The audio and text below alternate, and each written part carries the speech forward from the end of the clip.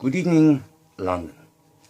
I thought it'd be a nice idea if we took some time out of our daily lives and sat down to have a little chat. There are, of course, those who don't want us to speak. Why? Because while the truncheon may be used in lieu of conversation, words will always have their power. And for those who will listen, offer the enunciation of truth. And the truth is, there's something terribly wrong with this country, isn't there? Once you had the freedom to object and to speak and think as you saw fit, you now have censors and systems of surveillance, coercing your conformity and subverting your submission. Afraid? Who wouldn't be? War, terror, disease, a myriad of problems which conspire to corrupt your reason and rob you of your common sense. Fear got the best of you. If the crimes of this government remain unknown to you, well then.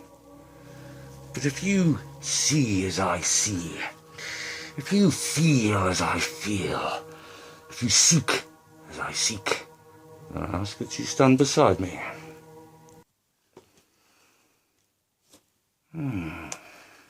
Pfizer received the biggest criminal fine in US history. If someone dies with COVID-19, we are counting that.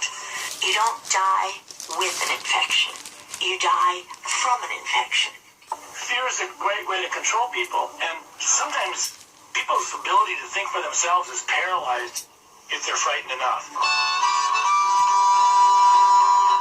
That's when I went to the crossroads and made a big deal. Oh, I'm left wondering if the Prime Minister hasn't been abducted by Dr. Strangelove and reprogrammed by the sage over to the dark side.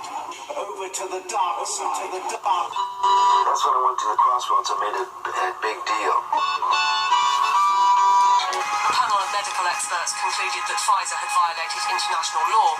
Through this country will get Decided long ago the dangers of excessive and unwarranted concealment. Pfizer pleaded guilty. the level you are at magic. We got stuff here for you. How do we know what is true?